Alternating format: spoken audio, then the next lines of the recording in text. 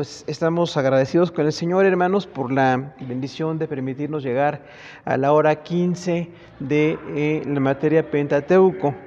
El tema hoy es números. Recordamos este cuarto libro de los que Moisés escribió. Recordamos que por eso se llama Pentateuco, que quiere decir 5 tomos. Como no hay en la Biblia la palabra Pentateuco, algunos piensan, pues, ¿de qué se trata, no? Que los que ya lo han estudiado, bueno, Penta es 5 y Teuco tomos. 5 tomos de Moisés, nosotros le llamamos Pentateuco, e incluso, bueno, muchos libros de estudio así le llaman, el Pentateuco. Y sabemos que son los libros escritos por Moisés, aunque por supuesto para los judíos también le llaman la Torá, con H al final, Torá o ley, o los escritos de Moisés, que son así la base de la fe. Y vamos a hablar entonces en Números 1, del 1 al 54, el censo de Israel en Sinaí. Fueron contados los varones mayores de 20 años, las tribus de Rubén, Simeón, Judá, Isaacar, Zabulón, José, Benjamín, Dan, Aser, Gad y Neftalí, nombres y número de personas de cada tribu. La palabra números, hermano, viene de la Septuaginta, una traducción por el 200 a.C. que se hizo al idioma griego. Recordamos que los idiomas originales eran hebreo y arameo de los libros del Antiguo Testamento. Hay en arameo, por ejemplo, el libro de Daniel, desde el capítulo 3 hasta el 8 está en arameo, lo demás está en hebreo. Y hay algunas partes de libros que están en hebreo y otras en arameo, la mayoría en hebreo. Pero como ya era un idioma antiguo, lo tradujeron al griego, que en ese momento, así como el inglés ahorita es un idioma que se conoce en muchos países, por eso la Septuaginta, que también quiere decir así como una traducción especial, se hizo al griego. Y de ahí vienen los nombres que tenemos nosotros el día de hoy en la Biblia. Entonces se llaman números porque son dos censos. El primer censo, cuando Israel salió de Egipto, liberados por 10 plagas con el gran poder de Dios, y iban a entrar a Canaán. Pero usted recuerda que Dios les dijo que entraran a la tierra, y cuando mandaron 12 espías, solamente Josué y Caleb dijeron que sí, podían conquistar. Los otros 10 espías tenían miedo, y ellos no quisieron entrar y dijeron, no vamos a entrar porque hay gigantes. Es cierto que hay mucha comida, es muy bonito el lugar, pero hay gigantes. No es cierto que todos eran gigantes, ¿verdad? Había gigantes, los hijos de Anac, que incluso recordamos que es una falla genética, ¿no? El gigantismo, y no siempre es fuerza. También había enfermedades, había poca visión en los gigantes, ¿no? Pero ellos decían, son gigantes y nos van a matar. Y hubo tanto miedo en ellos que no entraron.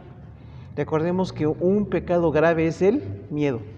Porque fíjense que muchos pensamos, bueno, adulterio, borrachera, pues algunas cosas así muy escandalosas, pero el miedo nos hace no cumplir el plan de Dios. Incluso en Apocalipsis dice, los cobardes no entrarán al reino de los cielos. O sea que esa falta de valor, esa falta de decisión o de entrega a las cosas nos puede llevar a fracasar. Entonces por eso fracasaron la primera generación, por eso se llaman números, censos. Y esa generación, Dios dijo a Moisés, como no confiaron, no quisieron entrar a conquistar la tierra, se van a quedar. Los únicos que van a entrar son Josué y Caleb. Y eso se cumplió, ¿no? Usted recuerda que 40 años es una generación, más o menos, no sea para los judíos, 40 años es de una generación a otra. Y cuando murió esa generación, todos en el desierto, por eso pusimos aquí 40 años en el desierto, no entraron.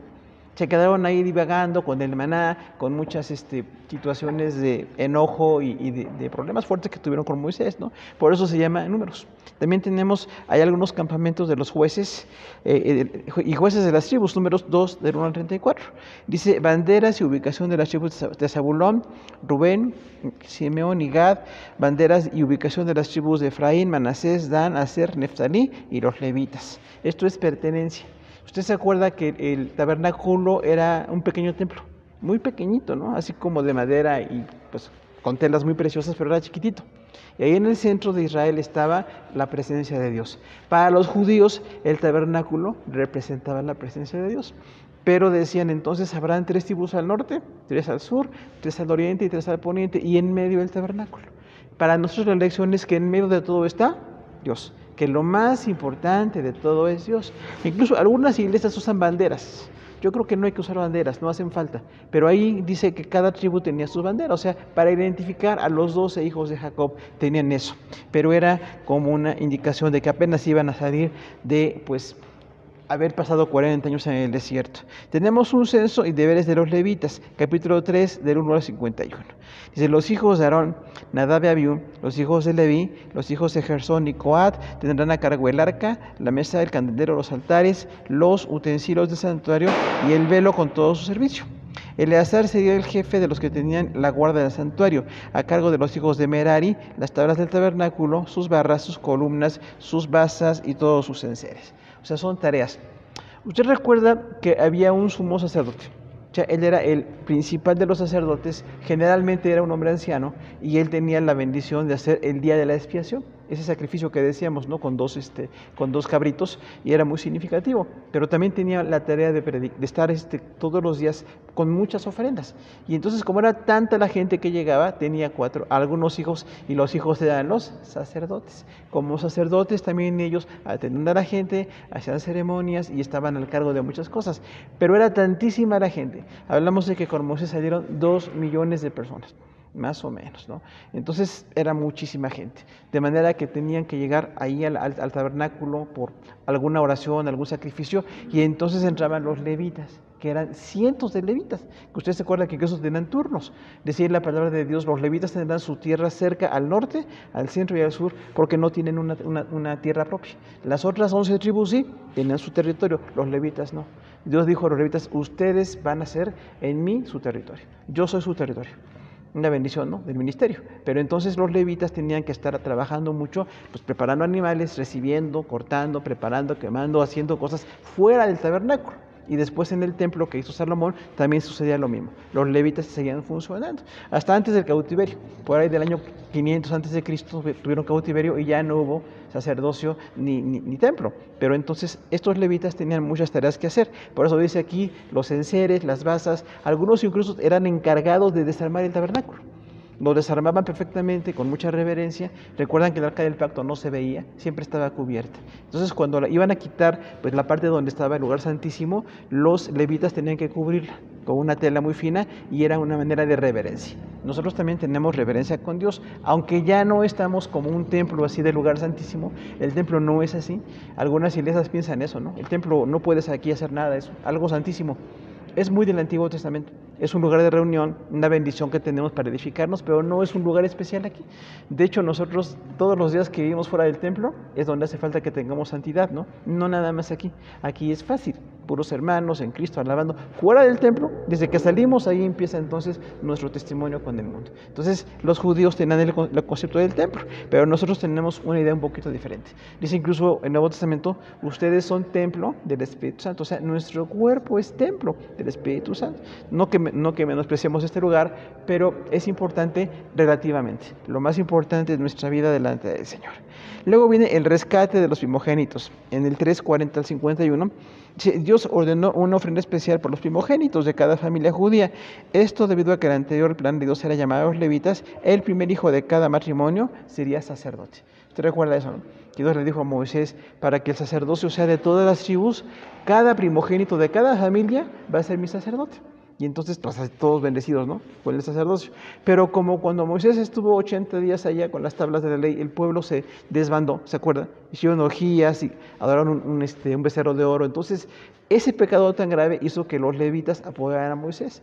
Dijo Moisés, ¿quién me apoya para poder acabar con esto? Y eran los levitas. Claro, era su tribu, pero no fue por nepotismo, ¿eh? No es porque Moisés era de los levitas, sino porque ellos sí dijeron, vamos a estar en contra de esta, pues, desbandada de pecado y vamos a apoyar, y apoyaban a Moisés. Y entonces Dios dijo, bueno, entonces ahora van a ser mis sacerdotes los levitas, pero de todos modos, de cada primogénito, de cada familia, hay que dar una ofrenda. La ofrenda es porque tuvieron un primogénito, ya no por sacerdocio, sino por gratitud.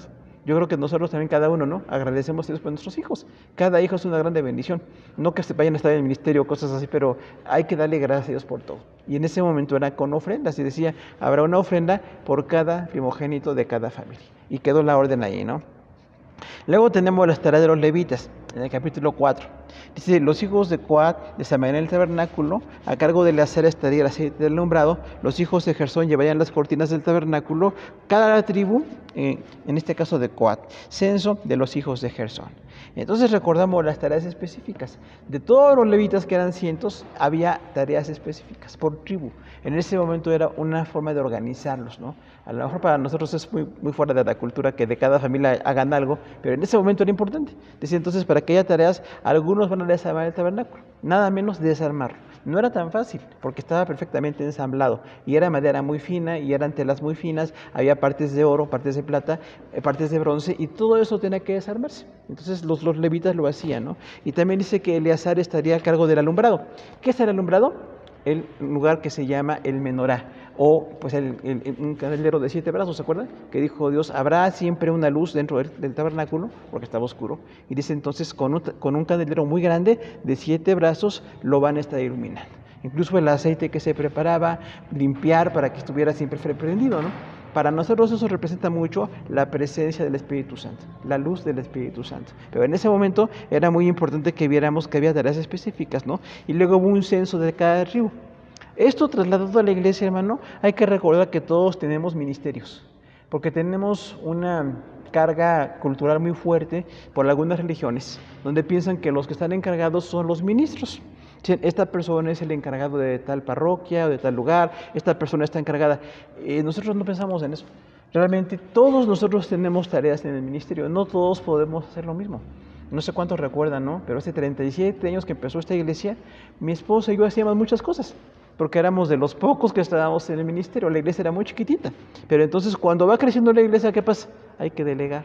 O sea, hay otros que pueden hacer tareas, que usen sus talentos, sus habilidades, sus profesiones para la obra del ministerio. Y esto nos hace estar una iglesia completa. Recordamos que somos un cuerpo en Cristo, o sea, no todo lo hace una o dos personas, lo hacemos entre todos. Incluso hay quienes ya saben sus tareas, ¿no? Dicen, yo tengo este talento por mi profesión, mi experiencia, o me gusta hacerlo y hay que hacerlo. Entonces yo le invito a que usted haga su ministerio. Si no tiene un ministerio, empiece, porque es importante que todos tengamos un ministerio. De hecho, incluso algunos tienen varios ministerios por ahí, ¿no? Parece que coleccionan ministerios, pero no está mal. Ahora, luego dice, los inmundos echados fuera del campamento. Número 5, dice, para evitar contagios quedaron fuera del campamento los leprosos. Esto es muy difícil de manejar, porque las enfermedades siempre nos humillan. Las enfermedades acaban con la energía, acaban con la salud, acaban con todo. Entonces, en ese momento, la lepra era algo muy grave. De hecho, sigue siendo, ¿no? Usted sabe que sigue habiendo lepra, pero esa lepra que es tan contagiosa y tan destructora, en ese momento dice Dios, si alguien tiene lepra, déjenlo fuera del campamento. Si Dios le sanaba, ¿se acuerda que había un proceso? Decía, si Dios sana al leproso, puede regresar al campamento, pero si no sana, se tiene que quedar fuera. Incluso en el tiempo de Jesús, que había algunos leprosarios, ¿se acuerda? Lugares fuera de la ciudad, donde estos enfermos estaban ahí, pues muy mal, su cuerpo destrozado, estaban mal, pero no había otra manera de evitar el contagio. Eso, trasladado a nosotros, hermano, tengamos siempre higiene con todo. Las enfermedades, las infecciones, no sé cuántos somos un poco descuidados, ¿no? Decimos, yo no me enfermo, yo soy bien sano. Hay que cuidarse. Claro, hay gente muy sana que bueno, pero quienes empezamos con enfermedades hay que cuidarnos. Y ahora con esta pandemia, no tanto contagio y tanta cosa, hay un cambio.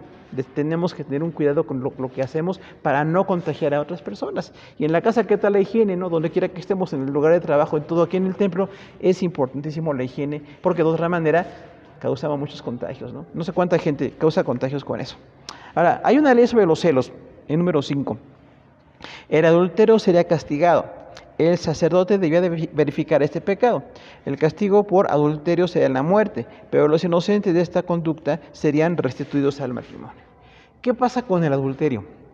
Pues que es muy común, ¿ya? Se ve como muy fácil. Ve cómo la sociedad lo vende como algo muy bonito. Piensan que alguien que tiene vida sexual con varias personas es muy inteligente, o que se realiza, o que es algo especial. Y el adulterio siempre es algo grave delante de Dios, porque acaba con la fidelidad, acaba con la confianza, ¿no? O sea, en el matrimonio es importantísima la fidelidad. Y dice ahí en este número 5 que había alguna ley de celos, o sea, algunos hombres pensaban que su esposa era infiel, pero no era fácil comprobarlo. Entonces dice ahí que tenían que ir con el sacerdote y presentarse el hombre y la mujer y exponer sus razones. Si el hombre comprobaba que había adulterio, se podía divorciar. pero dice ahí que incluso el adulterio sería castigado con la muerte. O sea, en ese momento era tan dramático. El Nuevo Testamento señala el adulterio. No está permitido nunca el adulterio, ni la fornicación, ni la pornografía, ni nada que sea un pecado sexual. Tenemos que evitarlos, pero definitivamente en ese momento decía, tienen que comprobar que hubo adulterio o no. Porque de hecho usted sabe que muchas personas abusan y decían algunos hombres nada más con decirle a la mujer, me divorcio de ti, me divorcio de ti, me divorcio de ti, quedaban divorciados. ¿Cómo ve? ¿Estaba bien? Muy machista, ¿no? Muy abusivo, no se permite. Por eso en el Nuevo Testamento Jesús dice, no es el plan de Dios ni el adulterio ni el divorcio. Es por la dureza de su corazón. Pero cuando suceda, restáurense de esto. Si hay adulterio, hay que restaurarse. Dios puede restaurarnos. Si no se quiere restaurar, la persona que fue ofendida puede divorciarse. En el Nuevo Testamento tenemos esa ley, porque las iglesias tenemos diversas opiniones al respecto, ¿no? Yo veo todo el contexto. No es un pasaje, son todos los pasajes. Desde aquí de Números que habla del adulterio, tiene que comprobarse. El Nuevo Testamento Jesús dice, no era el plan de Dios que la gente se separe. Lo que juntó Dios, no lo separe el hombre. Pero cuando haya infidelidad, hay oportunidad o para restaurar o para separarse. Y la persona separada que fue víctima puede restaurarse también en su ministerio y en su vida, porque no ha fallado delante de Dios. La persona que falla tiene necesidad de ser restaurada. Pero en ese momento decía ahí, si se comprueba el adulterio, se puede dar carta de divorcio. O sea, sí había carta de divorcio. Pero si no se comprobaba, dice, entonces tienen que seguir el matrimonio y la mujer o el hombre que fue acusado de esto tiene que ser restituido a su matrimonio. Es importantísimo el matrimonio. Cuidemos el matrimonio, hermano. ¿Sabe que es muy descuidado? Mucha gente piensa que porque vivimos juntos ya todo está dado. Y no cuidamos, no nos esforzamos, no mantenemos, no oramos, no cambiamos conductas. Y eso es muy grave porque estamos lastimando a la otra persona. De hecho, el matrimonio siempre tiene que renovarse.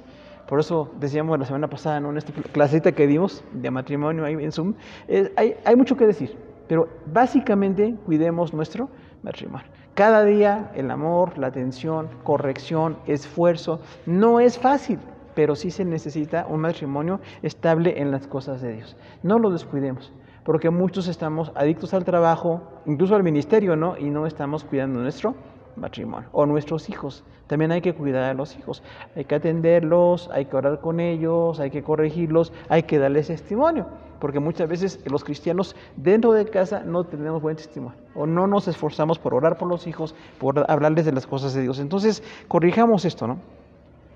Ahora luego viene el voto de los nazareos. ¿Qué eran los nazareos? Número 6, del 1 al 21. El individuo que se apartara para Dios sería llamado nazareo. Se abstendría de todo tipo de vid y no tocaría cadáveres. Cuando cumplía su nazareato, ofrecer un cordero de un año y un canastillo de torta sin levadura y un carnero como ofrenda de paz.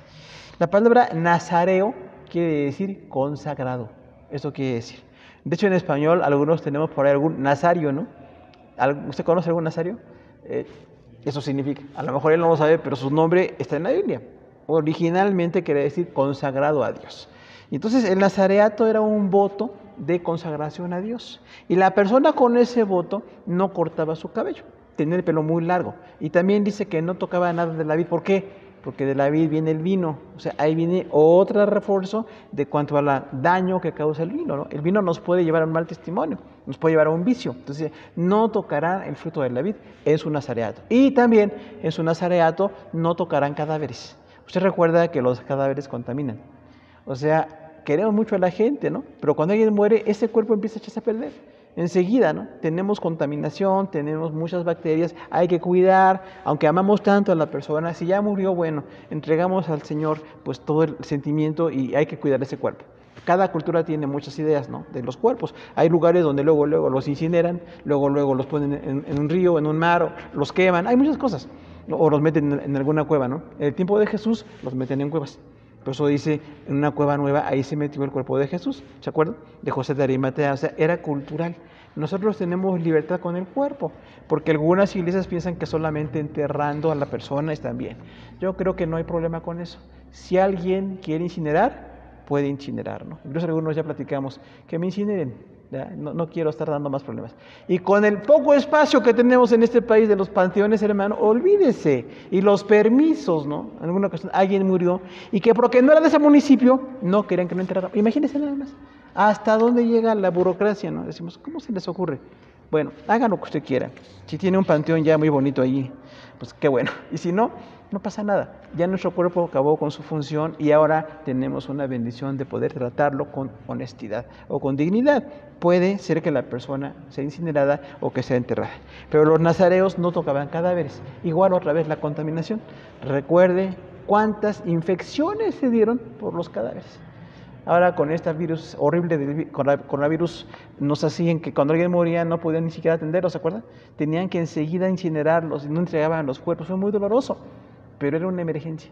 Yo creo que eso estuvo bien manejado para evitar que haya más contagios, hermano. Ay, es que yo lo quería mucho, sí, los quisimos mucho, pero murió de esta infección y vienen los contagios, ¿no? Y hubo gente que no se sujetaba y a veces hubo problemas por eso. Entonces tenemos que aprender a sujetarnos a la nueva ley, a las nuevas cosas, a lo que se requiera para que tengamos cuidado con ese cuerpo, para no estar contaminando a nadie más. Por supuesto, es algo muy delicado, duele mucho, pero era muy importante ese nazareato, ¿no? El nazareo más destacado fue Sansón, ¿se acuerdan? Que dice Dios, Sansón será nazareo desde su nacimiento. Lo malo de Sansón es que la fuerza que tenía para poder derrotar a muchos enemigos, pues la usó mal. Siempre lo usó con placeres, con mucha soberbia, cayó en muchos pecados. Entonces, Sansón nos recuerda, nosotros estamos consagrados a Dios. No como nazareos y esto, pero estamos consagrados. O sea, yo soy cristiano y mientras viva, quiero estar consagrado a Dios. Me abstengo de muchas cosas, no tengo pues la vida que tienen los inconversos, pero la bendición de todo esto es que estamos con la gracia de Dios en nuestras vidas. Hay una bendición sacerdotal en número 6. Dice, una bendición que involucra protección, misericordia y paz de Jehová. Si usted quiere orar por la gente, estas son 3 prioridades. Dice misericordia, protección, misericordia y paz. ¿Nos hará falta protección, hermanos? En este medio en que estamos tan violento, tan agresivo, tan de veras difícil, bueno, Señor, protege a tu pueblo. Esto lo hacía el sumo sacerdote. Incluso se le decía lo que tenía que orar por Israel. Pide protección, misericordia y paz. Nosotros también hacemos lo mismo, sí que seamos sacerdotes ni nada de eso, pero yo pido protección al Señor por mis hermanos. Guárdalos de los delincuentes, guárdalos de alguna situación difícil, protege a tu pueblo, Señor. Ten misericordia de ellos. Recuerda que misericordia es acercar el corazón a la miseria. Eso quiere decir misericordia, acercar el corazón a la miseria de los demás. Entonces, con ese amor, orar por ellos. Y la paz, que Dios les dé paz. Cuando tenemos la paz, qué grande bendición, ¿no? Decimos, hoy tengo mucha paz. Lamentablemente, cuando no tenemos paz, hay mucha aflicción, pero la paz viene del Señor. Entonces, hay una bendición sacerdotal ahí. Protección, misericordia y paz. Hay unas ofrendas para la dedicación del altar, en número 7. Dice, las tribus de Israel tuvieron 6 cargos cubiertos con 12 bueyes. Las ofrendas de Gersón, Merari, Coat, Isaacar, Zabulón, Rubén, Simeón, Gad, Efraín, Manasés, Dan, Aser y Neftali. O sea, para cada tribu había una ofrenda en cuanto a la dedicación del altar. ¿Usted sabe que las cosas de Dios cuestan o no? Claro, la gracia del Señor es gratuita, pero no barata. Jesús derramó su sangre para salvarnos, o sea, nada menos, el Hijo de Dios murió por nosotros, o sea, esa es la gran riqueza espiritual que tenemos, hermano. A veces andamos pensando en muchas de las pobrezas económicas que tenemos o materiales y no pensamos en la gran riqueza que tenemos porque el Señor derramó su sangre. Somos ricos espiritualmente, somos salvos por la gracia del Señor. Pero todo lo que tenemos aquí en las cosas de Dios cuestan. O sea, en ese momento decía, van a dedicar el altar al Señor. Estaban todavía con el tabernáculo. En ese momento tenía 40 años el tabernáculo. Tiempo después, el tabernáculo desapareció. Fíjese, es curioso, ¿no? Por ahí algunos dicen que, ¿qué? El arca perdida, ¿no? Por ahí con Indiana Jones. No, es buen actor, ¿no? Pero no hay ningún arca perdida. Ni hay 3 arcas en el mundo, o que los judíos no hay nada de arca, se deshizo. Cuando nada menos que vinieron los babilonios y cautivaron a los judíos, se llevaron todo. Porque dice ahí, ¿no? Que se llevaron, pues, con Ezequías. Ezequías cometió un pecado, presumió, ¿se acuerdan? cuando Dios le dio a Ezequías unos años más de vida y engendró a Manasés, nada menos. A veces Dios sabe por qué no nos da hijos, ¿no? Y en ese caso dijo, Señor, no quiero morirme, estoy muy joven. Le dieron años más, pero él, cuando llegaron los babilonios, les presumió y dijo, tengo tanto oro que hasta los escudos de mis soldados son de oro. ¿Presumido o no? Si usted tiene algo, no lo presuma, mejor no diga nada de lo que tiene. No sabe quién le va a robar. Y más en este medio en que estamos hoy día. ¿Cuánta gente publica, un dineral me gané y tengo acá y tengo allá en mi casa, y mi carro nuevo, mi Lamborghini, mi de apellido, ¿verdad? ¿Cómo crees? Presumió. Y entonces los de Babilonia se llevaron todo, incluido el tabernáculo. Lo que quedaba del altar, lo que quedaba de partes de oro y plata, se lo llevaron todo. No hay nada en ningún lugar. Por eso tengamos cuidado de no presumir.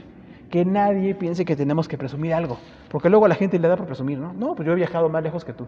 Yo, en primer lugar, yo estuve en un avión de lujo y fui no sé dónde. Qué bueno.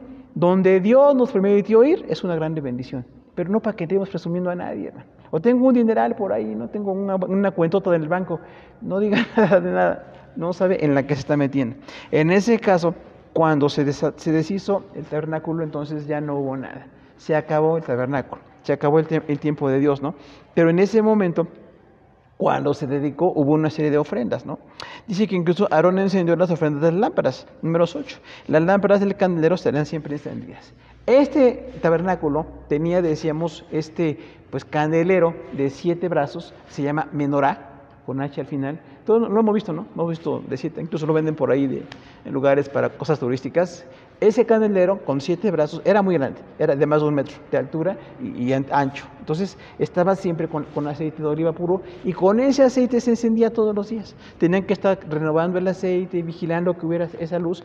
Y esto representa la luz del Espíritu Santo para nosotros. O sea, nosotros todos los días tenemos la necesidad de la iluminación del Espíritu Santo. Ya no lámparas, ya no algún objeto, porque incluso algunos como que les encantan los objetos, ¿no? Dicen, yo quiero un tabernáculo así de bonito, quiero un menorá, y quiero...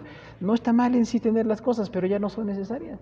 Tenemos la luz del Espíritu Santo, tenemos a Dios. Entonces, esta consagración de las lámparas era muy importante, ¿no? También se consagran a los levitas, en números 8, un novillo y flor de harina amasada con aceite. Los levitas pondrían las manos sobre las cabezas de los novillos.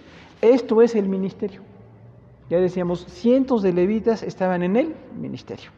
Desde partir animales, bueno, lavarlos, partirlos, cómo se hacía cada ofrenda. ¿Se acuerda que eran 5 ofrendas ahí en Levítico? Entonces, cada ofrenda era diferente. Ellos tenían que prepararla perfectamente, porque Dios dijo, esta ofrenda va con esta parte del animal, esas partes no, parte para el sacerdote, parte para los levitas, parte para la gente. O sea, era toda una serie de indicaciones. Y ellos, los levitas, estaban dedicados al ministerio. Ahora, nosotros también tenemos un ministerio, hermano. Y usted tiene que cuidar su ministerio. Nadie más va a cuidar su ministerio sino usted mismo. Qué bueno que todos entendamos esto, seamos bendecidos, habilidades, talentos, experiencia, la palabra de Dios que conocemos. Lo que hayamos hecho en la obra de Dios es parte de nuestro ministerio, pero todos tenemos que hacerlo. Tenemos un ministerio que desarrollar. Y ahí los ministerios somos diferentes, ¿no? ¿Usted cree que todos eran iguales? Unos, decíamos, lavaban animales, los compartían, los llevaban al holocausto o lo que fuera, luego sacaban las cosas para poder tener higiene aún en el altar y al final de cuentas cómo se reparte a cada una de esas ofrendas. Entonces, en todo esto, hermanos, entendemos que tenemos un ministerio. Desarrolla su ministerio como usted quiera, el que usted quiera desarrollar. De hecho, aquí en la iglesia siempre tenemos esa apertura, ¿no? Si alguien quiere servir, bienvenido. Nada más que, bueno, a veces estamos muy de acuerdo en cómo hacemos el ministerio y a veces somos corregidos. ¿A cuántos nos han corregido en el ministerio? Yo creo que sí, ¿verdad? Si algo está bien, qué bueno. Y si no, me pueden corregir. Si no estoy predicando bien, enseñando bien, dirigiendo bien mi vida, ayúdeme para poder corregirlo, porque no somos perfectos. Todos tenemos muchas fallas, ¿no? De hecho, tenemos algunas cosas que pensamos que están bien y a veces no están tan bien. De acuerdo a la palabra. Entonces tenemos que hacer nuestro ministerio. Es muy importante nuestro ministerio. En números 9 viene la celebración de la Pascua. A los 14 días del mes primero, instrucciones para la Pascua. ¿Por qué la Pascua? Porque hay libertad. ¿Se acuerda que la palabra Pascha quiere decir pasar por alto? Ya se hizo una transliteración. ¿Qué es una transliteración? O sea que de una palabra original se pasa muy parecida a otro idioma. Cuando yo veo en hebreo Pascha y en español Pascua, se parece mucho, ¿no? O sea, nada más que aunque está en español, la palabra no era original en español. Y así hay muchas transliteraciones en el Nuevo Testamento, Antiguo y Nuevo Testamento, palabras que nosotros vemos allí y las hacemos. Nada menos cuando hacemos la Santa Cena, es exactamente eso. El perdón de Dios que pasó por alto nuestro pecado, que nos bendijo, pero costó sangre. Entonces a los judíos se les dijo, cada familia va a ofrecer un corderito perfecto, lo va a ofrecer al Señor, derramar su sangre, y se acuerdan, ¿no? Poner la sangre en los dinteles y las columnas de su casa. Pero después ya no, nada más quedó el ofrecer el sacrificio con el cordero como perdón. Y el gran cordero de Dios, que quita el pecado del mundo, como dijo Juan el Bautista, es Jesús. O sea, nosotros tenemos una Pascua, perdón, ya dada. No tengo que hacer nada por el perdón de Dios. Ya estoy totalmente perdonado. Porque algunos tenemos todavía una idea de que no estamos perdonados. Decimos, Dios me perdonó, pero yo he hecho cosas malas y no soy tan bueno. Ok, ahí viene la gracia de Dios que trata con nuestro pecado. Pero cada día tenemos que presentarnos delante de Dios. ¿Qué revisamos de nuestra vida? ¿Qué estoy haciendo bien? ¿Qué estoy haciendo mal? ¿Dónde el pecado ya lo estoy practicando en mi vida? ¿Dónde el pecado me está abrumando? Y tengo que quitarlo. Porque ahí viene entonces una realidad, los cristianos tenemos tentaciones. A veces incluso caemos en pecados y tenemos que quitarlo en el nombre del Señor. ¿Cómo quito este pecado? Con la gracia de Dios. Porque dice ahí, así como fue la Pascua a los 14 días del mes de Nisan, que para nosotros es marzo, abril, bueno, en ese día hagan la Pascua. Y era anual, originalmente era anual. No sé cuántos luego se pelean por la Santa Cena, ¿no? Que si era semanal o mensual. Originalmente era anual. Ya después la iglesia, por el agape, la comida después era, casi no nos gusta, ¿verdad? Comer después del culto, ya después se quedaban a hacer la Santa Cena y se hizo muy, muy diverso, pero no había que cada quien lo haga como pueda. Originalmente era anual, por eso nosotros aquí lo hacemos cada 3 meses más o menos, ¿no? Para poder tener ese memorial y recordarlo y todo. Hay iglesias que lo hacen cada mes, no hay nada malo con eso, pero no hay ninguna indicación de la frecuencia con que tiene que hacerse. Hay libertad en esto, ¿no? Hágalo como usted quiera, pero la Pascua siempre para nosotros, la Santa Cena, es muy significativa. El cuerpo y la sangre de Jesús, nada menos. El perdón de Dios para nosotros. Pero entonces con esta celebración recordamos la libertad que tenemos en lo espiritual. La nube en el tabernáculo, números 9. El día que fue erigido el tabernáculo, una nube cubrió el campamento de Israel. Cuando la nube se movía, el pueblo la seguía. Aquí hablamos de una dirección. Hermanos, ¿qué tan detallista es Dios? ¿Usted piensa, Dios es detallista o no? Totalmente, totalmente. Porque cuando Israel falló, los 12 espías, los 10 espías no quisieron, los 2 espías que sí querían no fueron escuchados. Dice que 40 años en el desierto, les dio maná, les dio un alimento todos los días. ¿Usted quiere alimentar a 2 millones de personas todos los días? 40 años, ¿cuánto cuesta eso, hermano? Pues es muchísimo, ¿no? Los judíos no estaban agradecidos. O sea, ya estamos cansados de este maná. A veces como que somos así de déspotas con las cosas de Dios. Yo agradezco cada cosa, no me canso de nada. Pero si algo me cansa, lo puedo pedir un cambio, ¿no? En vez de pedir al Señor, Señor, quisiéramos comer algo más. Estaban enojados.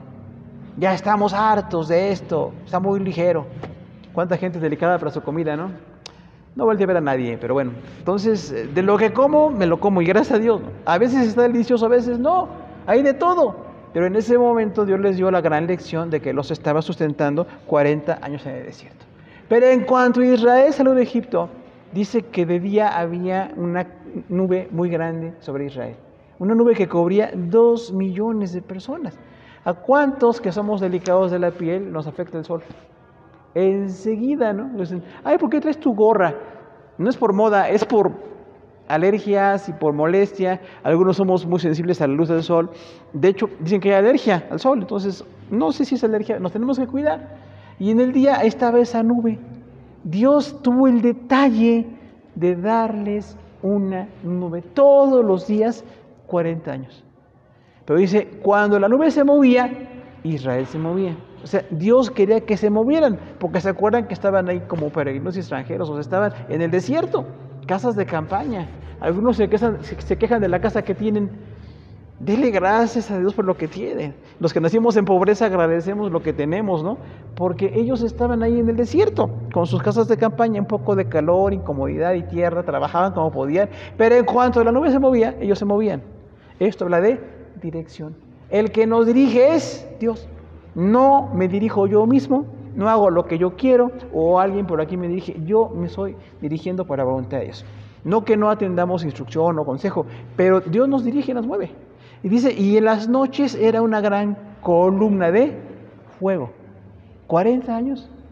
No fue algo así natural, ¿no? Algunos tratan de explicar, bueno, es que hubo fuego, hubo un volcán que estaba cerca. No, había en la noche una columna de fuego que les daba luz y calor.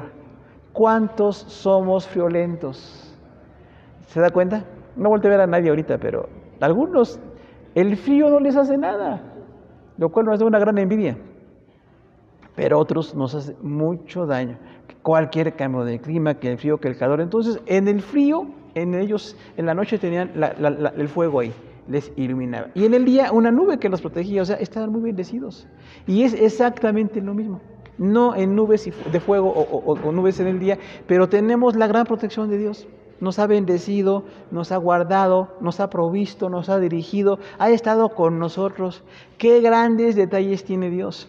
De hecho, cuando dice la palabra que Dios es galardonador de los que le buscan, es cierto. Nos ha dado grandes galardones, hermano, grandes premios, grandes bendiciones. Porque algunos se están quejando siempre, no, ay, es que Dios no me ha dado nada, yo tan buena gente que soy. Hermano, Dios nos ha dado cosas maravillosas, mucho más de lo que merecemos. De hecho, no lo merecemos nunca. Pero entonces hay que estar agradecidos por el Señor. Yo no sé usted cuál es su columna de fuego y cuál es su columna de nube, pero tenemos una grande bendición. Dios siempre nos ha bendecido. Y hay que estar agradecidos por eso, ¿no? Porque realmente no es que lo merezcamos, ¿no? Las trompetas de plata, número 10. Había 2 trompetas de plata para convocar al pueblo. Ahí hay alguna lección importante. Todavía hay algunas iglesias que hoy usan esto, ¿no? Hoy le llaman sofar. Yo creo que no hay nada que usar hoy instrumentos judíos, nada más instrumentos muy mexicanos, como ya en nuestro concierto tan precioso, ¿no? Instrumentos y canto y todo, nada judío, porque como que le copian mucho. Dicen, tráete tu sofar y sónalo. En alguna ocasión me tocó predicar en un lugar y cada que tocaba en el sofar me interrumpía mucho, porque algunos que tienen poca concentración, hermano, nos distraen. Por eso aquí le decimos a los predicadores, no se distraiga con nada. Si el sonido, usted dedíquese a predicar, porque si nos distraemos, hermano, perdemos el tiempo. Y entonces hay algunas costumbres en algunas iglesias. Esta viene de las trompetas, no es una orden del Nuevo Testamento. No dice que nosotros tengamos que usar trompetas, imagínense nada más, ¿no? Tocamos instrumentos, los que sean, pero en ese momento, para 2 millones de personas, 2 trompetas de plata. Porque incluso, imagínense, hasta eran caras, ¿no? ¿Cuánto costará una trompeta de plata, hermano? Pues muy cara, ¿no? Entonces era para convocar al pueblo. No es para nosotros, no hay que usarlo, pero en ese momento se usó. Entonces era una forma de convocarlos. Ahora los israelitas salen del Sinaí, recordamos, número 10 dice, en el año segundo, en el mes segundo, los hijos de Israel se pusieron en marcha. Nazón, hijo de Aminadab, los hijos de Isaacar y los hijos de Merari. Marcharon Rubén, Simeón, Gad, Efraín, Manasés, Dan y Neftali. O sea, otra vez cada tribu marchó porque tenían que hacer en ese peregrinar en el desierto, cuando eran convocados tenían que marchar. Y ahí había entonces una obediencia, ¿no? Porque no era cuando ellos querían, era cuando los líderes, Dios los dirigía, o ellos disponían las cosas y decían, vamos a movernos del campamento, tenemos que convocar a todos. Sonaban las trompetas y todos se organizaban. Y salían por tribus. Primero el tabernáculo y luego de cada tribu, norte, sur, oriente, poniente, y tenían sus lugares. Otra vez, el orden de Dios. Dios es perfectamente ordenado. Cada tribu en su lugar tenía que salir. Pues terminamos la hora 15, hermanos, de nuestra materia de Pentateuco. Muchas gracias a todos por su atención.